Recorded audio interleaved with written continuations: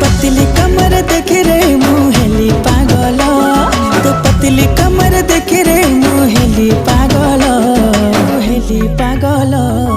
झलमल आखि हेला झलमल।